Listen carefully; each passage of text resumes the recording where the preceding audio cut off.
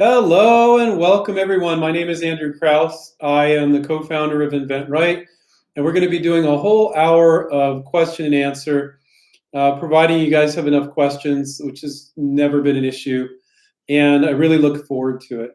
So if one or a couple of you could type in yes that you can hear me.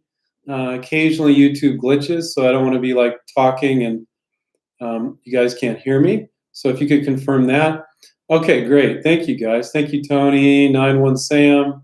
Okay, good deal. So what we're going to be talking about today and every day, because that's what inventRight is about, is licensing. And so what licensing is you renting or you leasing your product to a large company. And I say renting or leasing because if they don't perform, you get it back, which is a cool thing, right? So a lot of times people think they're selling their idea, or I just want to sell it outright. Well, you're going to get money when you license on the back end every quarter. As they make money, you make money. To top load the deal is a rookie move, and you definitely don't want to do that. If you have a business and you've been selling the product and you're in 10,000 stores, and that's not the case for most of you, okay, yeah, you can sell your business plus do a licensing deal. But what most of you guys are doing is literally doing a licensing deal with a provisional patent application and a marketing piece. Maybe you have a prototype, maybe you don't. And then basically it's their money, it's their workforce, so sales, marketing, manufacturing, advertising, all those departments are moving forward. You're plugging your product into their machine, and it is a machine. Maybe they have 20 products, 50, 100, 200 products, whatever it is. We just had a student of ours licensed to Conair, and that's a massive, massive company. And so when you license to them, you kind of are them, and you have the unlimited money that they have because it's their product now, or it's their product providing they perform. If they don't perform, you get it back. And they have all these people within the company to keep everything moving forward. And then the biggest thing is distribution, right? So if they're in 30,000 stores, boom, you're in 30,000 stores. So you get the money, the workforce, and the distribution all in one place. And it's way more attractive than Shark Tank, because Shark Tank's like, oh, do they get the money? Don't get the money. And then you're starting a one product company from scratch. And this one product company isn't tapped into all these different retailers with all their other products. So it's very, very powerful. It's an incredible business model. And it's very grassroots in that anybody can do this. Yeah, there's projects you guys do, and we have students that come on board with us, work on very complex, costly projects. But if you pick your projects carefully, you could do this the rest of your life and you would never go broke. You're spending 75 bucks on a provisional, few bucks on a sell sheet and a virtual prototype. So the first question that I see here is from 67 Road Hugger, and I really like this question, so thank you. I don't know what your real name is, but thank you for the question, because you're just being honest with how you feel about things. So let's listen to what he has to say. It says, "Hi Andrew, I'm preparing for my enrollment into inventRight soon. A career professional product designer developer, I pride myself on the details. With respect to the inventRight approach, I'm finding it difficult to simplify the process to best match that of the licensing model and recognizing what I have is good enough. Thanks for all the awesome content you and Stephen provide." So what he's used to doing, which is a lot of industrial designers and professional product designers that are doing this for a living, not licensing the product. Maybe they work as a professional product designer within a company or something like that. They're taught to be very, very detail oriented in all the little specifics and figure out every little thing. I talked to a woman today that was an industrial designer, that is an industrial designer. And I talked to her about sometimes our students that have a professional design background, they struggle because in design school, they teach you to be very detail oriented, every little detail, and very kind of almost anal retentive about the design of the product. And then inventRight is kind of the opposite. It's not the opposite, but we're saying, look, just go fishing, see if there's interest. And of course, it depends on the product and all how that works out. But I think that's pretty normal. We had a couple, there was a nice couple of women actually, and they had licensed a couple products with us. And they happened to be where my business partner lives, up in Lake Tahoe. They happened to be visiting, that is. And he took a cup of coffee with them. And they'd already licensed a couple products. They were trained to do industrial design, which those of you that don't know, industrial design is basically like they're professional product designers. They went to college to learn that. And they said to this day, we struggle with our design background and our inventRight background.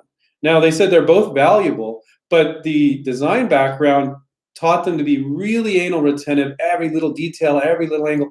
And the inventRight background is like, go fishing, see if there's interest. You don't want to spend, 8 months or 10 months on something, refining it, when maybe there's no interest, And so that's not, because in that same time period, you could have worked on pitching 3 more products, right?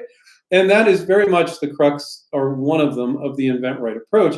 And industrial designers and professional designers struggle with that. But I can tell you, if you spend tons of money and tons of time on each project, you're going to have less success. Doesn't mean you won't have success, but you just have less success because you're not playing that numbers game. You're not reaching out to more companies. You're not working on more projects. So, we can break you of that to a certain extent. Your training as an industrial designer, 67 road hugger, is a good thing. I always felt like industrial designers could be like inventors on steroids, but and their design skills, which most of our students don't have, that's amazing. But a lot of things get you hung up. When you go to design school, you don't get taught how to run a business. You definitely don't get taught how to license. And the professors there are brutal. They were like the English professors that I was afraid of. They were so specific and so nitpicky, and they seemed to like to torture me. At least that's the way I was. And I think when I talked to this industrial designer today, and she said, "Oh yeah, that's how they are." So you got to break you a little bit of that, but we're not going to take away those mad design skills you have, because if our students that don't have any design skills, which is the vast majority of our students, some of them are engineers and such, but if they can license with your skills, you can. So Steve and I always thought industrial designers would be the rock star inventors, but they turned out not to be, a lot of them, because they're too wrapped up in their training and looking at every little thing. So, but we've had plenty. If you can become a level-headed industrial designer with the inventRight approach, then you could be a rock star inventor, I think. Sorry to ramble so much on that, guys. I think it's a fun topic. Linda Marie said, "Hey, Linda Marie, you're a regular. Hi, Andrew. We found a good. Oh, by the way, anything that I share today is not to be considered legal advice. Please seek the services of an attorney before you move forward with anything. And if you are interested, you can learn more about our coaching and mentoring program on inventRight. But I try not, unless people ask specific questions, I try not to talk about that on here, because that's like old school. Like, you came on this Q&A to get questions answered, not be pitched our coaching course, okay? But we do have one, so that's all I'll say. Linda Marie, hi Andrew, we found a good sized company that appears to be a good fit for our product with a large US presence, but they're based in Denmark. Does our PPA have any value in other countries? Yes and no. All patents are only good in the countries in which you file them. US patent works in US, Chinese patent works in China, Canadian patent works in Canada. Okay, but the US is part of what's called the PCT, the Patent Cooperation Treaty, or there's the Paris Treaty as well, I believe. And so most European countries, I'm sure, including Denmark, I don't know for sure, but I'm like 99.9% sure Denmark's included in that, are under that Patent Cooperation Treaty. So if you file a US provisional patent, and I did a video with patent attorney Jake Ward on this, you can look it up, a YouTube video, it's free for you guys.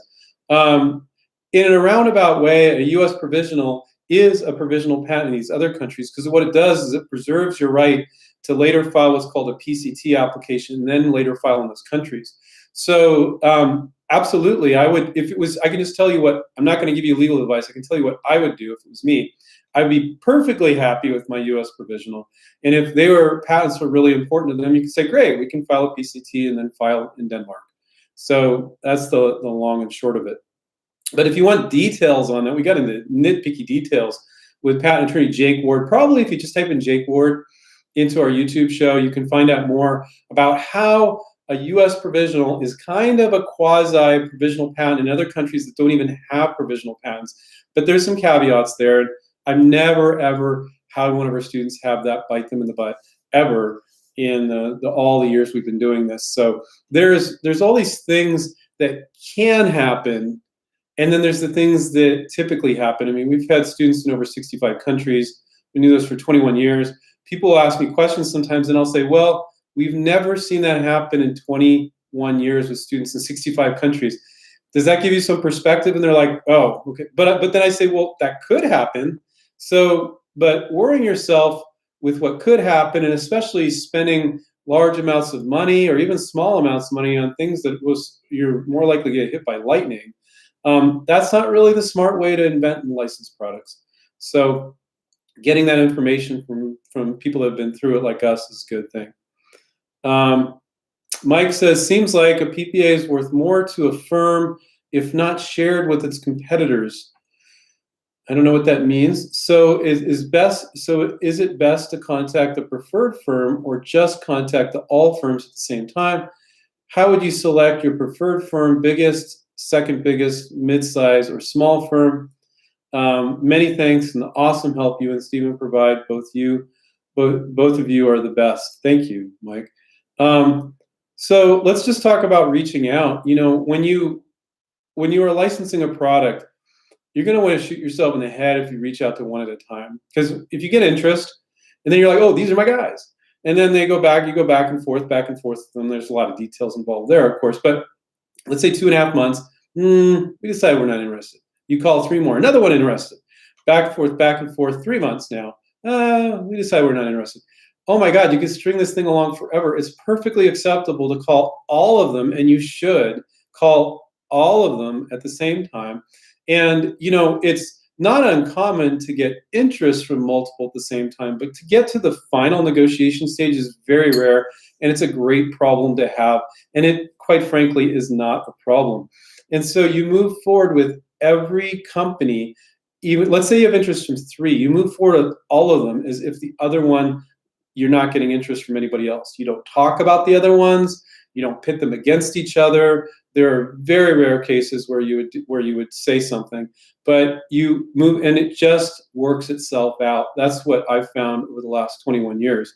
Now, your part about, is a PPA worth more to a firm if not shared with competitors? So see, the way you're phrasing it, Mike, is you think you're selling your patent, and you're not. You're selling the benefit of your product. So, but what you're essentially saying is, will these other companies like it more if they know you didn't show it to anybody else? That's extremely insecure. I think that if they're really confident, you're not bringing it up.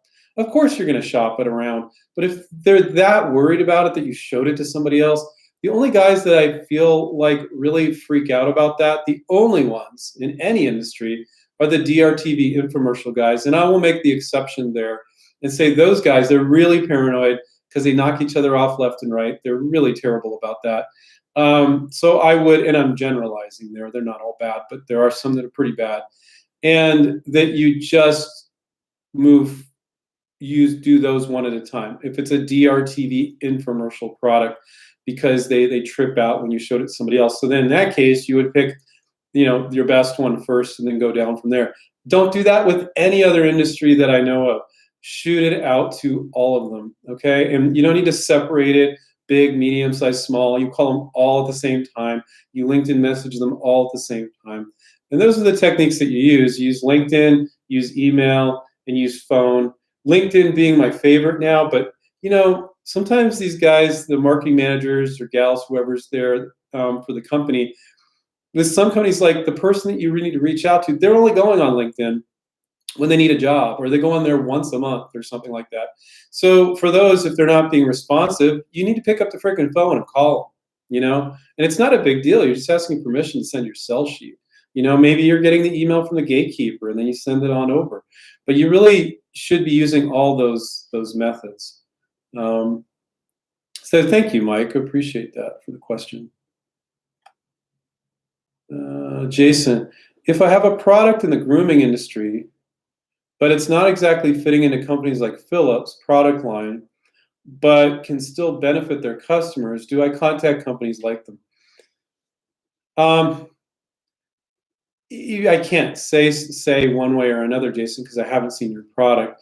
But I like what you're saying because you're actually looking at their product line, which a lot of inventors don't. They just go, "Oh, these three big companies, I'll just send them." You need to go on their freaking website and look at their product line and go, would my product fit in here? So, for instance, I'm just making up some random. I don't know if this is the case, but Jason, let's say I'm not. This isn't your product because we don't know what your product is. But let's say you went on the Philips website. They make razors and God knows how many other things. But you notice they only make grooming supplies for humans. But your shearer or whatever is for dogs. But you looked at their entire product line. They don't do anything for animals. Is that a stretch? Yeah, it is. Now, is it going to kill you if you show it to them? And they're like, oh, we've been thinking about getting into grooming tools for dogs. And you might get lucky there. That's fine. I don't see any harm in that. But you should really find companies that are in major retailers you want to be in and sell products in that micro category. Now, for instance, grooming products for dogs and grooming products for humans, I don't see that. That's not the same micro category. Those are two different micro categories. So that is quite a bit of a stretch. Well, they sell shears. Yeah, I'd say that you could reach out to them. I wouldn't be hesitant to do that. But this is what I can say. Most of our students, when they come to us, they got like 2 or 3 companies. And the coach is like, oh, no, I know your product. You can have 20 or 30 or sometimes 40 companies. Very few inventors are doing that. And that's one of the reasons why our students are licensing when others aren't. They don't know how to make their list of companies. They don't know how to, they think that the company has to be making more or less the exact same thing, which is not the case. You can imagine how that would limit your product. So on that respect, people get too specific. They're like, oh, they have to be making more or less the exact same thing. No, they could be making stuff in the same space. If it's a kitchen gadget, they're making kitchen gadgets. If it's a barbecue product, they're making barbecue. If it's a gardening product, they're making a gardening product, but not an automotive product. Go to a company that makes nothing but automotive products and go, well, their stuff has wheels, so I'll present them my gardening trowel. That's going too far broad. So people really struggle with that. I would say it's fairly time consuming to make your list of companies. I would say 2 to 10 hours. And you should not be lazy about that. It's so important because if you have 30 companies, it's 30 chances for success. If you have 3 companies, it's 3 chances for success. So think on that. And, you don't want to be getting so broad where you're getting ridiculous, where that doesn't make sense, but you don't want to get too narrow either. And, after you've been doing this for a while, you get a feel for it. You just know, okay, these ones are right. No, that's just too much of a stretch. But I can stretch it out a little bit and go with these guys, and that doesn't make sense over there. And it's just a skill that you have to learn. And when our coaches work with the students, we talk to them about this, which we can't do right here, obviously, Jason. And by the way, don't share any confidential information in the chat. Of course, that's just obvious.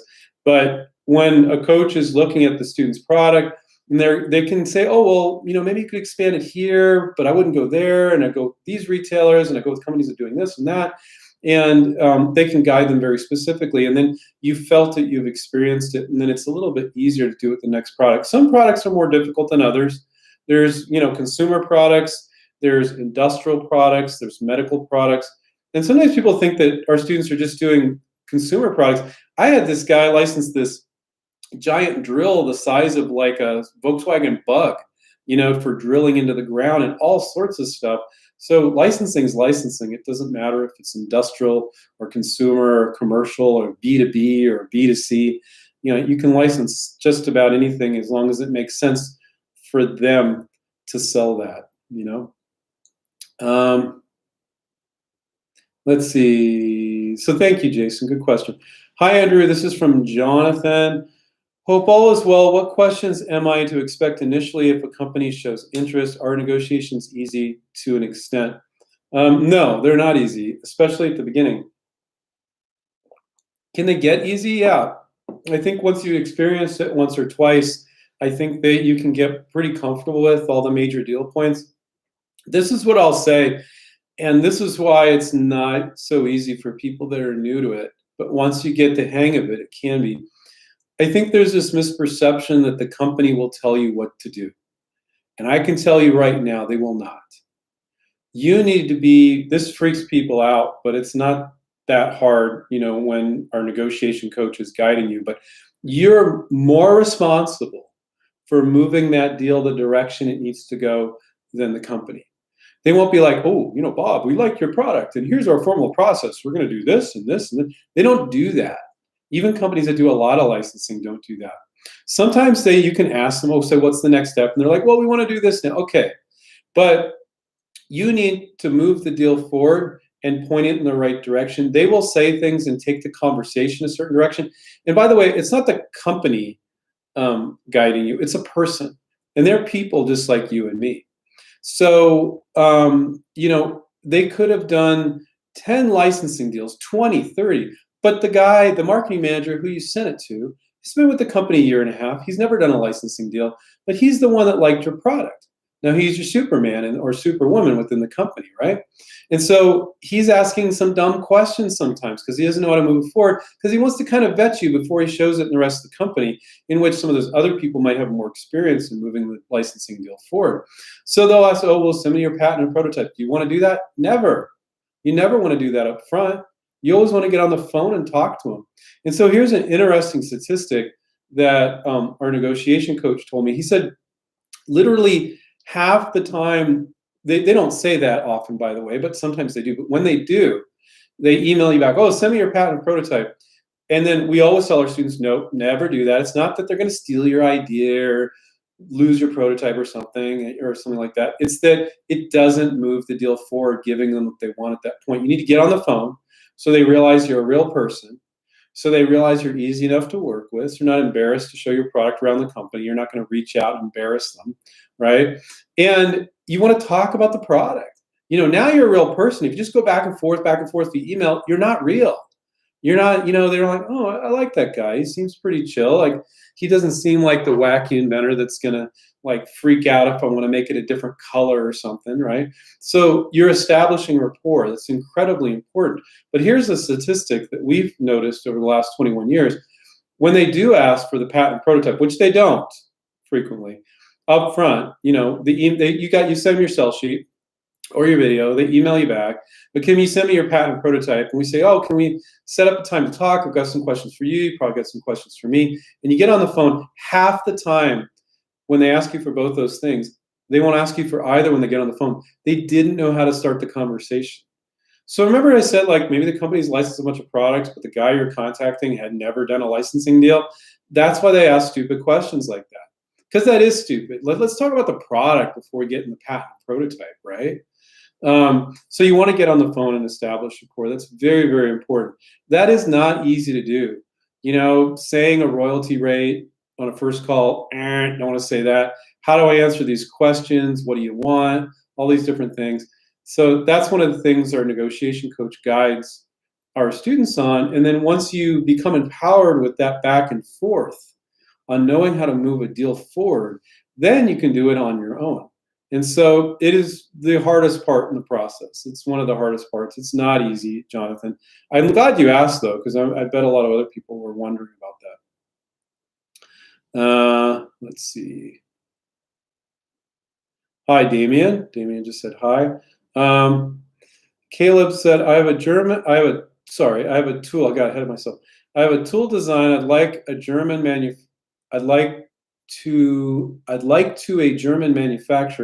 How can I protect my idea?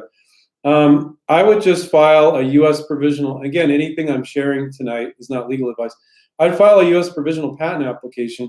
More than likely, a German manufacturer has distribution in the U.S. If they're a really big tool manufacturer, they'd be selling here as well as Germany. So your provisional patent, if you later file a utility, will cover you in the U.S. And like I said earlier, it gives you the right to file overseas as well. And definitely Germany is part of the PCT. So I would just get a U.S. provisional patent application for $75. That's what I would do. And I wouldn't just approach that German manufacturer that you like so much. I'd approach a ton of other ones too, because you shouldn't be working on any product that you only have one potential licensee. You file the provisional, or even crazier, people file a full patent.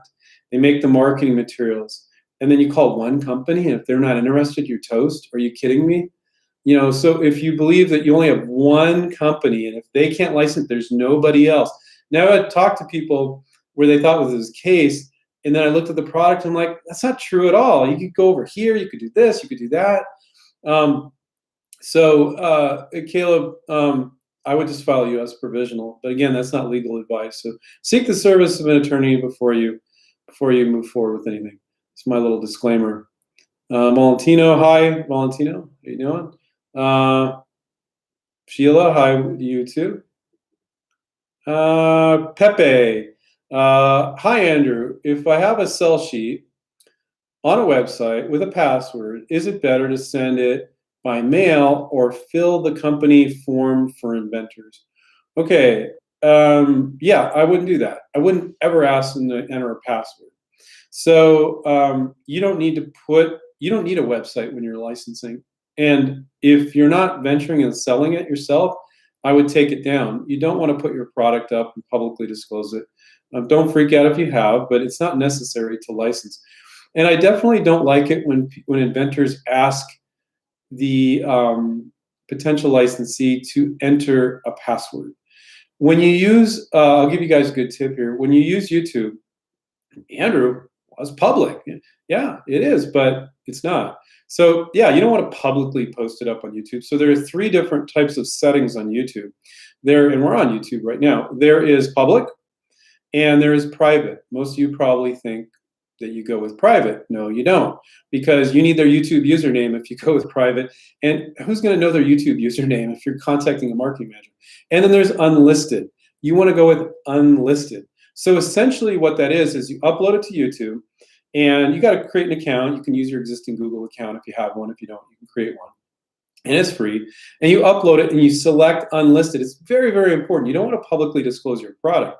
So essentially, only people search for it, they can't find it. There's no way they can find it. The only way they can find it is if you give them your link. So it's essentially a secret link. So essentially, the way I look at it is the password is baked into the link, right? And it's this long link with random letters and numbers and characters and stuff. So you want to send your sell sheet by just sending them the link. So Pepe, another thing that you can do is sometimes these forms, some of these companies are really lame.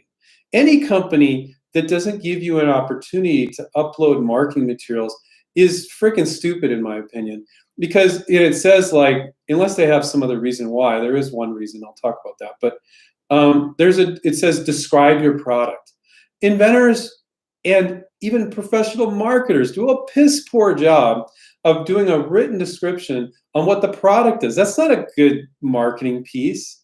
You want a sell sheet, you want graphics, or you want a video, but just to write up, I came up with this idea and it does this. It's like, that's terrible, terrible marketing. You should never, ever do that. Even if that's what they're asking for, don't do that. Give them what you think is going to work, or what I'm telling you is going to work, which is a sell sheet or a video sell sheet. So Pepe, in that case, you wouldn't write, what it is. You're not going to send them to your website and say, enter this password, because they're just going to, when you send it through the form, or you email them, or you send it through LinkedIn, they click on the link and it says password, and then they got to go back, copy and paste password. You're making them jump through hoops. These marketing managers, they're super busy. Respect their time. That's not being respectful of their time. Okay. So if you're submitting through a form on their website, all you have to do is get that YouTube link and put it there. Now, if you have a sell sheet and you're like, well, there's no place to upload it, Andrew, well, put it on freaking Dropbox. Dropbox is free. If you don't know what Dropbox is, DROPBOX, and you think about that. Dropbox, so simple spelling, I didn't think about it. But Dropbox.com, get a free account, and you can put it in your Dropbox, and then you can grab the link for that document that's in your Dropbox, like your private documents. And again, only people with that link can see it. So you paste that into the form, or wherever you're sending it. If you're sending it via email, just attach it. But if you're putting it on LinkedIn, you might want to do the link, or you're putting it on a form where you're submitting a form as an invention submission form on a company's site. So hopefully that was helpful, Pepe. But it's a pet peeve of mine whenever I see a student. I saw a student the other day, and they put it on Vimeo instead of YouTube, and there was a password because they wanted me to look at it.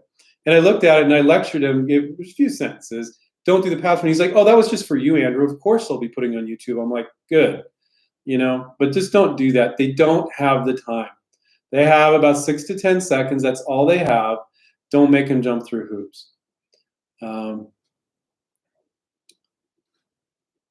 Okay, Jam. A basic hygiene product has a little known use in the garden. For use in the garden, you make a simple device for it. I want to license the device. Should I first go to the maker of the hygiene product? No. So this is kind of funky, but I like that you were able to share that. Oh, and hopefully they'll lend out a hand to help out the licensee for the device. No. Okay. You're incorrect on that. But I like how you were able to describe a little bit about the product without disclosing anything. So he says there's a basic hygiene device for those of you that are confused, or I can see you being confused. And you can, basic hygiene product, and you can use that in the garden, but you need to make a simple device to go along with it, with the hygiene product. So, obviously if you have a hygiene product and it has this new use in the garden, it's a completely different use. It's essentially a different product. So you should approach the companies making the gardening product. And when they say, well, how do we make this? Go, well, there's that device over there. And you're just going to change it like this. And they're like, oh, okay. You don't need to involve the company making the hygiene product. I don't know if the hygiene product is actually a liquid or a solution, and then you got the device, or the hygiene product has the device. It doesn't matter, but you get the general idea. You don't need to involve them at all, nor are you probably infringing on their patent. I can't say for sure because I don't know what the product is. But just approach the company that you want to license it to and cite this other product, and so they can go, oh, well, they can make that, so we know we can make it. Okay? So that was a good one, Kramer. Thank you. Linda Marie said, thank you. You're welcome. Yankee says, is Shark Tank legit? I'm going to say Shark Tank it's not legit. What I'm going to say is Shark Tank is that TV show where people go on there and they pitch their product. And do they get the money? Don't get the money, right? It's a TV show. And I'm just going to say it straight up. It's really sad when an inventor or an entrepreneur thinks the only way they can get their product on the market is go on a freaking TV show. So I'll just keep this really, really short. A TV show is not, the purpose of the TV show is not to help you license your product, venture your product, sell your product, okay? Purpose of TV is to get viewers so they can sell advertising, okay? That is the only purpose of a TV show, all right? Now, let's say the only purpose, okay, if you watch a show about training your dog, you're learning to train your dog, but you think about what the network wants. They want viewers so they can sell advertising, okay? Ultimately, that's what a TV show is about.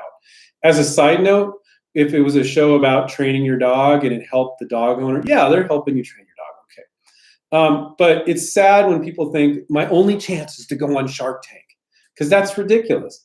And so, I'm not going to say if it's legit or not legit. It's legitimately a TV show. And some people go on that show, and some people get money to start their own business, right? And manufacture and sell their products. So that seems legit to me. But it's not nearly as exciting as licensing. Because on that show, what you're doing is you're starting a one SKU, one product company. And I don't care if it's with a shark. A shark doesn't carry as much weight as a major manufacturer, right? And so this major manufacturer, let's say it's a gardening product from the gentleman earlier, and maybe that manufacturer has 15 products, 10 products, 5 products already in a Home Depot or a Lowe's or whatever. That relationship is a lot stronger than if a shark or their team or you go, well, we were on Shark Tank 5 months ago or 2 years ago. That doesn't carry that much weight with the buyer. Might it look nice on the packaging? Yeah, maybe. But licensing is way sexier. Now, it might not make for good TV. Steve and I have been candidates for a couple TV shows. They never ended up flying because Hollywood's flaky. And just this is the way it is. And when people call us now and say, oh, we're kind of doing a show about inventors, we want to know if you're interested, we don't even remotely get excited. We're like, okay, we'll talk to you. If you want to pitch a show, you can pitch a show with us in it. But anyway, so when you're licensing, you get the money, you get the workforce, and you get the existing distribution. Retailers don't like one SKU, one product companies. I don't care if you're in Shark Tank or not. So this thought, do I go get the money? Don't I get the money? The money is a very small part of it. Is it critical? Do you need to have enough money to sell the product and go big? Yeah, but these big companies have unlimited money and lines of credit. So, and they also have the workforce. You're not creating this team from scratch, right? And they don't like one SKU, one product companies, the buyers. So, let's say you got your product in a Home Depot and you work tooth and nail to get in a Home Depot. And you're a one SKU, one product company. Let's say your product's selling pretty good, okay? But now a manufacturer's rep for, let's say it's a gardening product, comes in there and talks to Bob, the buyer, and says, hey, Bob, we got 7 products on your shelf. We want to add these 2. We'll give you discounts on these others. And guess what? Bob's giving them more face time, right? Bob, the buyer at Home Depot. And he's giving them more face time. And he's like, yeah, let me see what you can do. And he's looking around and going, and he finds you. Let's say you fought tooth and nail, which you have to. Most of the time, retailers don't like taking on one SKU, one product companies. But let's say you fought tooth and nail and you actually got in Home Depot, okay? You're going to be the first one they kick to the curb. You're not getting the same face time with the buyer. You're not giving discounts on other products. So when you license to that big company, you are that big company. And not only can they get it in the retailer, but more importantly, they can keep it in the retailer because that buyer wants to make that seller happy because they're giving them stuff, right? And so there's nothing wrong with venturing a product and selling it yourself. Don't get me wrong. But, on Shark Tank, getting back to Shark Tank, you're just getting the money. That's it. And a shark. And maybe they have connections, but none of them are going to have the same connections with retailers in most cases as a potential licensee that's got way, way more products than they do. So I think it's legit for what it is. The problem is people don't see what it is, and some people see what it is and they utilize that show to manipulate it to get some free publicity. But when you're licensing, you don't need that. So yeah, I don't know all the details though of how, the contracts on some of these shows are horrendous. I'm not talking specifically about Shark Tank where they just kind of want to own your butt. It's craziness. That's why I think I think entertainment law is a whole separate category because the things they get away with in entertainment law, it just seems almost like it's illegal. Like they couldn't do that. It's craziness. So did I used to watch that show? Yes. Do I watch it anymore? No. It just turns my stomach not because it's a bad show. It's actually a good show. It's actually kind of a fun show to watch because I think like, oh my God, they could just license that thing, But if you're going to start your own business, and you know what it is and you want to play around with doing that and you've been running your own business and you want to raise money and you want to team up with those sharks, I don't see anything wrong with that, but as some people they just hold out hope like that's the only way they can sell their product. That's just sad. That I don't like. But yeah, I think it's a legitimate show. It's a well done show. It's been on the air for God knows how long. Very entertaining to most people. Now, one thing they do on that show too is they always, do you have a patent on that? It makes for good TV. So they cater to a very uneducated crowd on what they think is interesting. And it creates a lot of misperceptions on how things really work in the business world. And that part of it I don't like. But I don't think there's anything fundamentally wrong with it as long as you understand what it is. Let's see. Well, Joel said, is it good to send your sell sheet to Mark Portnoy for help? So Mark Portnoy is a guy that Stephen's been having on to a bunch of YouTube shows. Very different approach. He ventures products.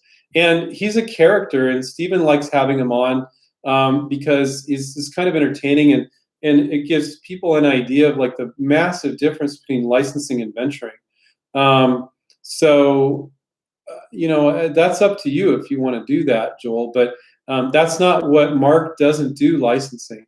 And I talked to Stephen about it. I'm like, why do we have Mark on so much? And Stephen's like, I like having him on because it shows people how difficult venturing is, and let him talk about that. So if somebody wanted to go that route, they could. So Stephen just likes having him on the show. And, it's nice to have some people on there that aren't just focused on licensing sometimes. So, but that's a decision that you need to make on your own. I can't make that decision for you. We mean fitness. I don't have your first name. Once a company has requested a sell sheet and then follow on information such as a presentation, is it usually that they no longer respond to follow-up inquiries? No, it's extremely common that when you send the sell sheet and you need to follow up quite a bit before they respond. They're just busy. They're inundated with emails. Sometimes they might ignore it. Like, I'm just overwhelmed with my 2 bosses giving me these jobs, and I got all this email. And they see your email, hey, I'm following up on my sell sheet, and they just go on to something else, and before you know it, it goes down and down in their inbox. So you need to be very persistent but very polite pest in following up. And sometimes it's actually good if you've made a lot of follow-up attempts to say, look, I'm looking to license this to you. Resend the sell sheet. Don't make them dig through their emails. Hey, you didn't get back to me, and then don't attach it. Like, remember I talked about not making them do extra work? So you reattach everything. Let them see the email chain. You've been trying to reach out to them a couple times and say, hey, if this isn't a right match for your product line or your company, just write not a right match. Actively ask for the no. And you'd be surprised how many will say not a right match then. Great, okay, I can move on. But if they're still not responding to that, maybe they're not seeing it, maybe you got their email wrong, but it's very common to have to follow up quite a bit. They're just very, very busy. So we mean fitness. Make sure to, but don't be emailing them every other day, okay? And the best technique for dealing with this, keep reaching out to more companies. Our students, when they're very prolific, or that's pretty much standard for a lot of products, they're reaching out to 20 or 30 companies. You're busy reaching out to more companies. It's not a big deal if they still haven't got back to you in 10 days. And then you follow up with them again. But it's the way you ask and what you sent and all that. And sometimes if you reach out a bunch of times, they're still not responding, actively ask for a no. Look, if this isn't a right match for you, just reply, not a right match, and put in quotes, not a right match. And move on. But if you submit to 2 or 3 companies, and this is when people are new to this and they're getting obsessed with these 2 or 3 companies, and then you're just sitting there thinking and thinking and thinking about, keep yourself busy with reaching out to more companies and more projects, and then you won't drive yourself crazy, because a lot of licensing is a waiting game. Hi, this is from Matthew Miller. Hi, Andrew. Matthew Miller. I submitted an idea to Hasbro several months ago. I finally got a word back from them. FA. I don't know what that means. Okay, that's good. Yeah, months ago. Okay, well, it took them months to get back. And, not all companies take that long, but sometimes it happens. So I just gave you some tips, everybody. And Matthew is saying, looks like I get back, but it took them months. Other companies, some will get back in days, not too many, some weeks. Usually it's not months, but Hasbro is a very big company, and they have that open portal now. Used to be with toy companies, you'd have to go to a toy broker, and then they would show it to the company, and you didn't know what they're showing and what they weren't showing, and that really kind of sucked. Toy companies, you're just going directly with them these days for the most part. And by the way, don't look for a licensing agent to do this for you. I've never met an inventor that had a licensing agent license a non-toy product. You just go direct to companies. You can do it. That's what we empower people to do.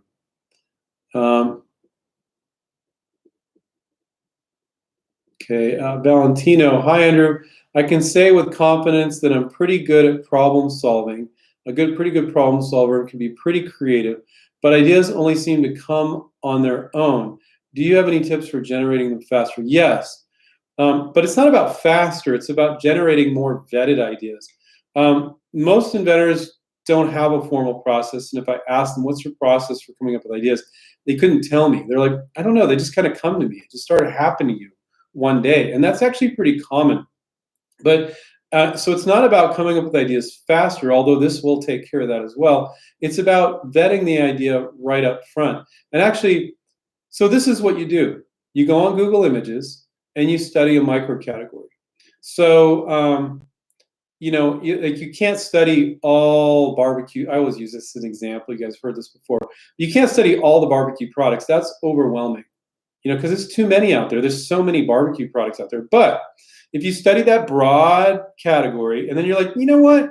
I'm going to do barbecue spatulas. Everybody has a barbecue spatula.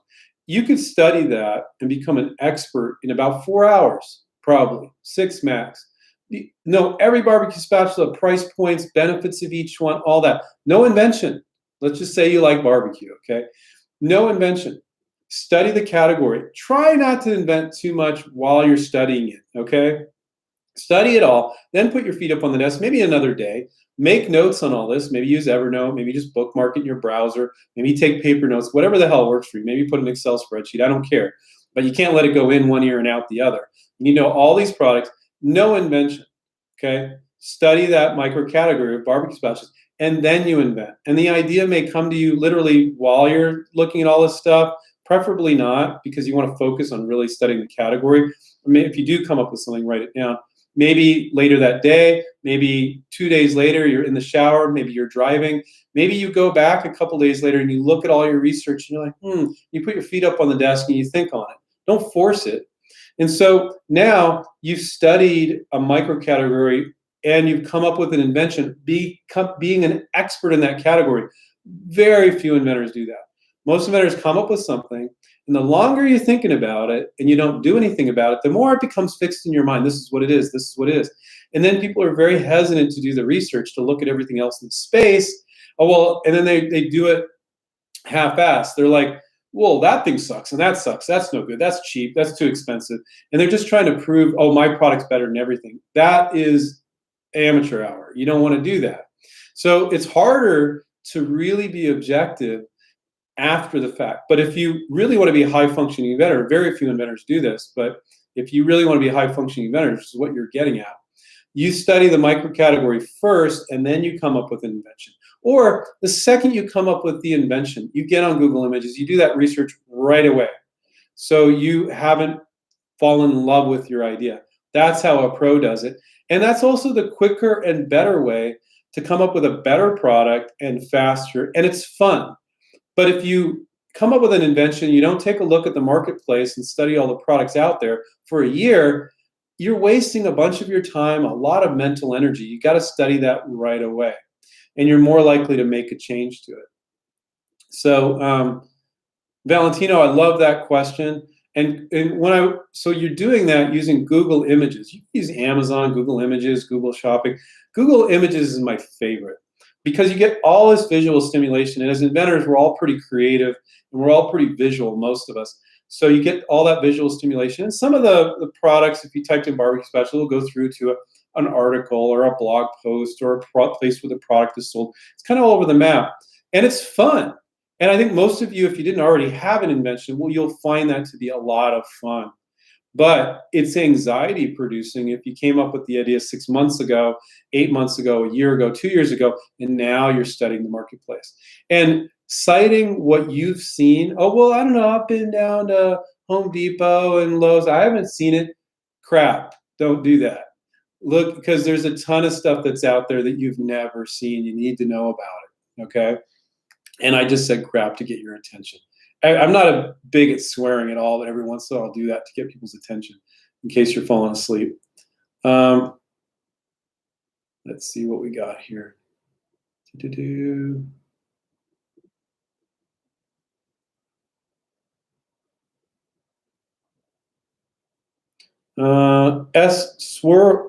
Swirlware. Most large invention submission forms are incredibly skewed in their favor. You mean forms on their website? If it says like they won't keep it confidential, if you see that as skewed in their favor, I don't. File a provisional patent, you're fine. If it's going to say some forms, some companies will put stuff up that's just not okay. I wouldn't say it's common, but saying like if you submit through this form that will pay you a maximum of $5,000. Don't submit there. They're telling you they don't want your idea. Or I've seen a few of them. I saw this on Simple Human site. They make those trash cans, and it said, "Whatever you send us, we own." What? Are you serious? So, but don't think that's common. Those are few and far between. But you need to read the submission form on their site. As long as you're okay with those terms, go ahead and submit. You can try to go around that form, go to a marketing manager on LinkedIn for that company and send to them, so you're not complying with whatever they said on that form. But I think that a lot of times inventors think like people. When I was a coach, I'm not coaching anymore. I have 23 employees to manage and 8 contractors. But when I was a coach, I get people, "Oh, is this okay?" And I look at it and they're like, they thought it was terrible. I'm like, that's fine. It might look nasty to you. So after you got to figure out what's acceptable and what's not. And some people think that they've got to agree to keep it confidential, and that's not really very realistic. They don't know what you're sending them yet. That might really put them between a rock and a hard place. So file your provisional patent and be okay with sending it to them. But anything I share today is not legal advice, so keep that in mind. So, and then you can go around. Lots of companies, if you're only submitting products to companies with a submission form on their site, you're missing the mark. There's tons of companies that are ripe for licensing. They have distribution in major retailers, and they've got no form on their site. There's no page that says anything about inventing or inventors. But if you submit to a marketing manager, they're like, "Oh yeah, send it on over." So don't go looking only for companies that have submission forms. You're shooting yourself in the foot there. You're not being a pro when you do that. It's fine if you're new to it, but you're being a pro when you reach out to companies as well that are in the major retailers you want to be in, and don't have a form at all. But when people are new, they just look for that form. They look for confirmation. Oh, you're open innovation friendly, and oh, you rolling out the red carpet for us inventors. Don't look for that. It's fine if they have that. That's great, but then it could also be a black hole. So I would also try to get in through other avenues. So to me, if they had a form, I would also submit to them a marketing manager through LinkedIn. And if they and the gatekeeper, when you call, both say, "No, got to submit through that form," well, they've been read the Riot Act from their attorneys. No, you can only submit there. But if they're like, "Oh yeah, send it on over," and you get their eyeball, where you never know what's on the other side of those forms. You don't know if it's a professional marketing manager or some intern, or it's just nobody's looking at it. And they're looking at it every 3 months, and then maybe a little later. And it can vary. Like they might be looking at it every week for a while, and then they'll look at it for 3 months. And they're not responding to anybody. That happens. But then you get it to a marketing manager, they're like, "Oh, this is clever," So that's part of going pro. We got a few more minutes here to answer a few more questions.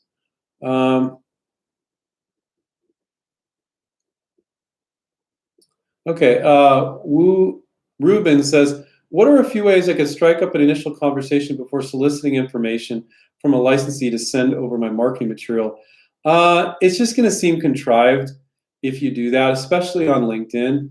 Like you just want to talk. People don't have time to just shoot the shit these days. The way you make a relationship with a marketing manager to companies is to send them a product. That first product is how you make that relationship.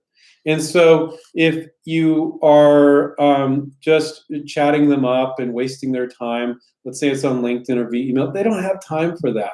So it's okay just to be direct. Now if you are on LinkedIn and you make a comment like, "Oh, I see you're a part of this group or that group," or you can make a comment about a particular product you really like, or you like their company or something like that. That's fine. I think you can do it at the same time you're asking to submit a product to their company. But if they see you just been like chatting them up and trying to establish a relationship, I think for the most part, it's just wasting their time. So I'd recommend not doing that. Not to say that there aren't instances where it might make sense. And you also said, "Thank you for hosting these sessions. I truly appreciate it." You're welcome. You're welcome, Ruben.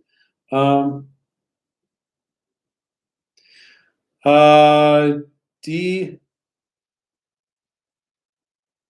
Drooknight, I guess. I have an idea for a digital print-on-demand clothing.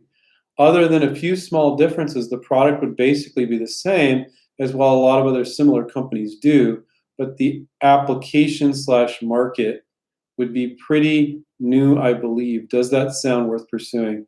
I couldn't say without knowing what the product is. It's too. That's one issue with doing these chats. I couldn't say. And please don't disclose what the product is. So there's no way I could say. Sorry. Smitty said, "Hi Andrew, I have a product to bring to market. I believe once retailers see my product and see it will help prevent customer and associates from injury, most will want to add it to their business. If my product causes a injury, who is liable then?" Okay.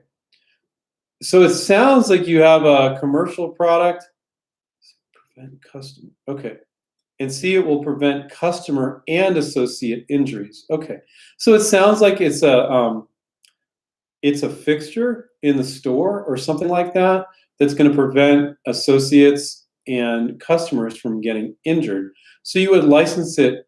I have to assume we're on this chat, so I can't get all the details. But let's say it's a product that you use in the store and it's some sort of fixture, some sort of device that prevents customers and associates from getting injured. So you would sell to the companies selling these fixtures or devices to Targets and Walmarts and other retailers, right? So that's who you'd be licensing to. The other part of your question is, if my product causes an injury, who is liable? So we've covered this on other chats that I've done. And so you're covered every which way till Tuesday. We've never had one of our students ever get sued by a consumer or a licensee for injury. So here are all the different ways you get covered. I'll try to keep it quick because I've answered this question many times before.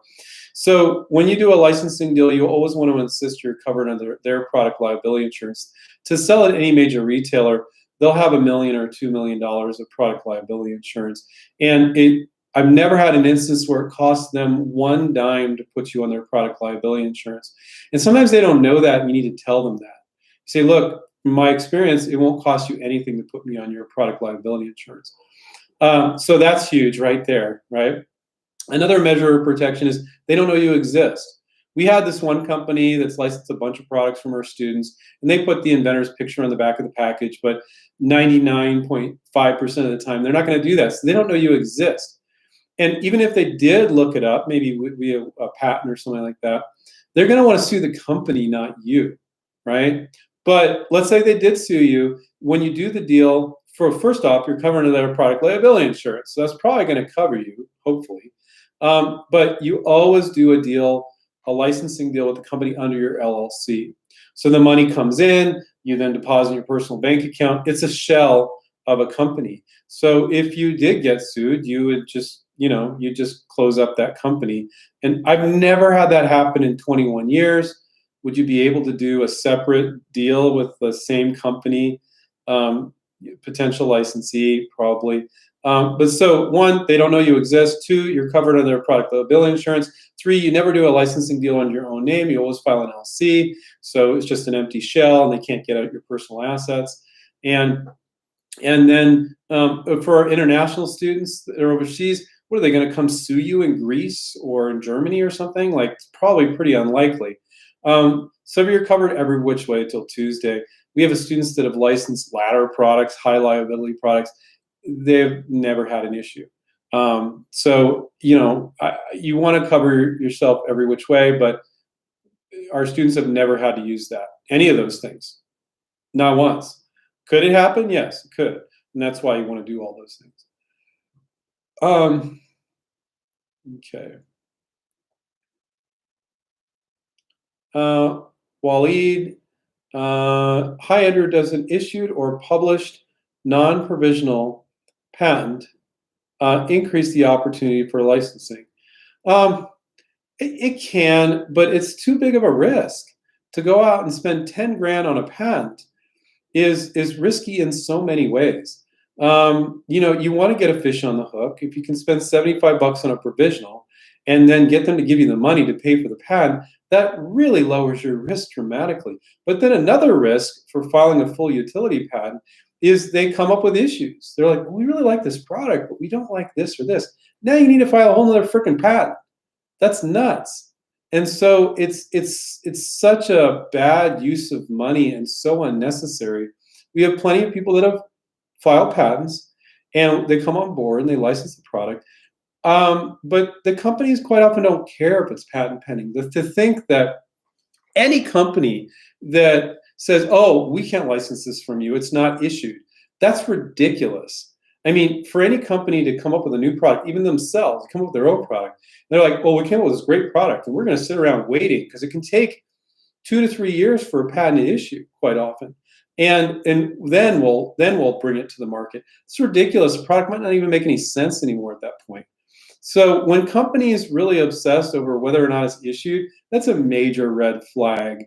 It's kind of an indicator quite often that this deal is not going to happen. And they've got this twisted idea of the marketplace.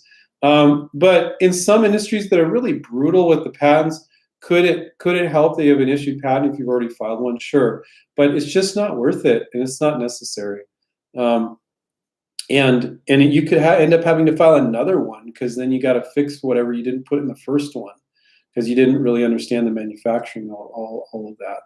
So it's a 5:01, so I think we're going to call it a night here. Yeah, so hopefully you guys felt that was helpful.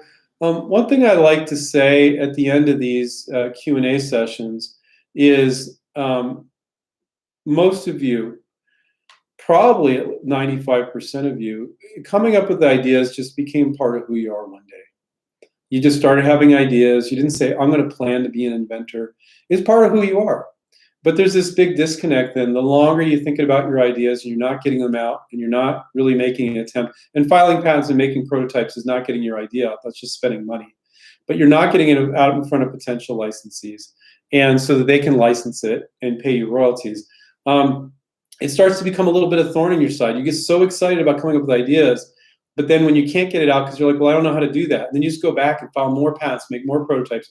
You're not reaching out to companies, and you're like, well, what's the point of that? And there is no point in that. That's ridiculous. That's like this painter that paints these beautiful portraits or beautiful paintings, and they just keep them all in their garage and they never show them to anybody. You're like the product artist. You need to get your artwork out into stores and onto people's hands so they can enjoy it, just like an artist would get their products into museums and into people's hallways and living rooms so people can enjoy it. So do whatever you can. Watch these shows, watch our YouTube channel, join our coaching program. Our students are licensing stuff every week to move it forward one way or another. If we don't help you, find somebody to help you to move it forward. It's part of who you are. And for most of you, it probably won't go away. Maybe some of you just have one idea, but if you think really hard, most of you probably got a bunch of other ideas too. And you're like, well, this is my main focus now, but I'm never going to stop coming up with ideas. So if you can become empowered with an approach to license, hopefully the inventRight approach, I think we're the best thing out there. I'm biased since I'm the co-founder, but then you need to do it. So, but you need to do it at the right point in your life. Maybe you're out of a job, or maybe you're too overwhelmed right now. But if you feel like you can have 2 to 6 hours a week, you have enough time to license. And you have enough time to be coached by us too. I always tell people when they come on board with us, new coaching students, you have to set aside 2 to 6 hours a week. It's more about, and this applies to folks that don't sign up for a coaching program too, every week, 2 to 6 hours a week. Not go crazy one week and forget about it for an entire month. That's crap. That won't work. Don't do it in fits and starts. Make it part of your weekly routine. So thank you for all the nice things you guys are saying. Appreciate it. I've been talking for an hour, so I'm going to jump off. Take care, keep inventing, and we'll catch up with you guys next time. Bye.